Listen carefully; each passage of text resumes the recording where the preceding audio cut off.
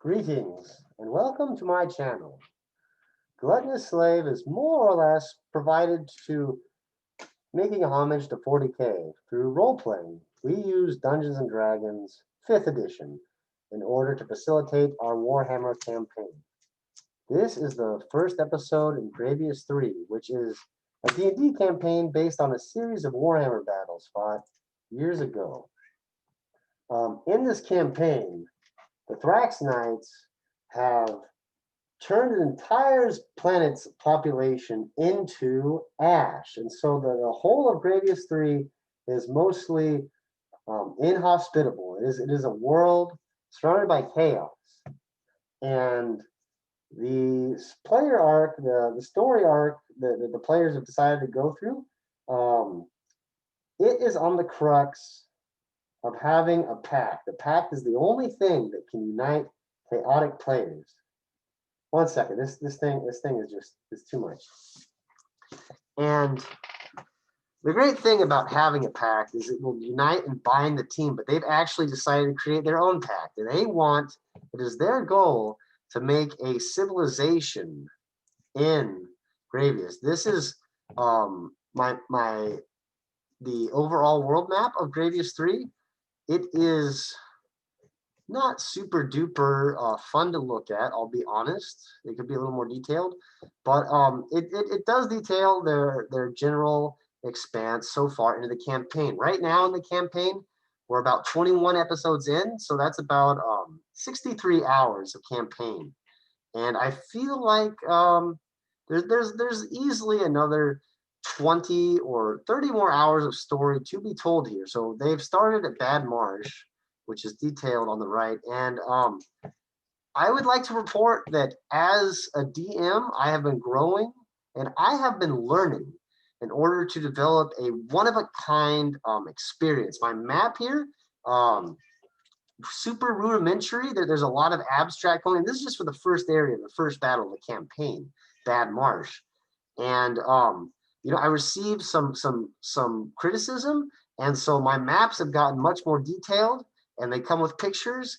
And I'm trying to really deliver a multimedia experience that is not only gives the players a clear picture about what's going on, but an aesthetically pleasing idea about what is going on. And so the players start off within this organization called the Thrax Auxilia, and they're basically humans aligned to the Thrax Knights. The Thrax Knights are a series of superhuman warriors, Chaos Space Marines, which are fighting against the Salamanders for control of the planet. Very few know just really what is at stake here. The Imperials have seemingly left Graveous III untouched for many hundreds of years, and so it's a mystery as to why they're there.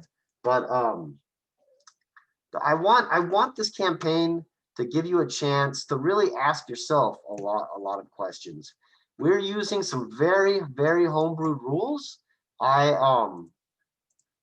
made a just insanely powerful heavy bolter. It fires D3 shots, and it does D20 damage rerollable. Choose the highest.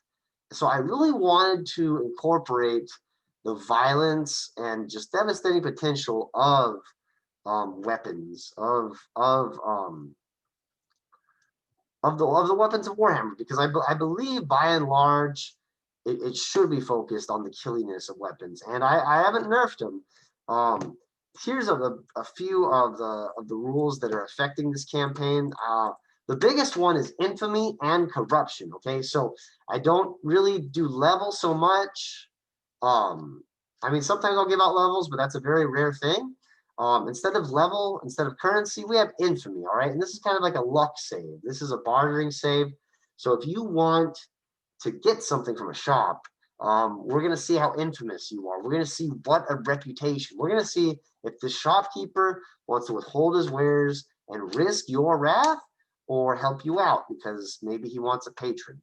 And so this is great because we're getting rid of currency, which is a very meticulous sort of it's a lot to stay on track of, and I think it's also hard to make currency feel like it's rewarding. I've been part of plenty of campaigns where it seems like the theme is not having a lot of money, and then you get a bunch of money, you don't really even know what to do with it. Maybe that's more on me than anything else. But in this campaign, money is not an issue. And secondly, there is corruption. Corruption is a stat that kind of records how corrupt an individual is. And this can be from drinking toxic substances. This can be being exposed to chaos. This can be betraying your friends. As corruption goes up, the players will have a chance to roll on the mutation chart. So far, the mutation chart has been more or less, I didn't make it brutal enough. With possession, the players are going to have some strange infamy opportunities. But generally, I wanted this chart to kind of nerf them, and in the end, it's helping them out. But it's a fun kind of addition. It gives flavor to the game. Cover and piercing is cool because some weapons give you a modifier to hit, and that's kind of to compensate enemies AC. This campaign really it's something that I have ran like 3 or 4 times before, and only had one group finish. And so it's something that I've been working on over the years, really, just trial and error, trying to figure out what works, trying to figure out how to tell this great story, how to deliver these great set pieces, make it fun, and make it an interactive experience. So I'd really, if you're a 40K player or maybe a dungeon master, I hope that you'll enjoy and give me feedback. I'm a little anxious to hear what you've got to say. So please feel free to stop in at Second War for Graveous III, episode 2, which takes off after the first one. We didn't record the first episode, but basically it was the battle for Bad Marsh.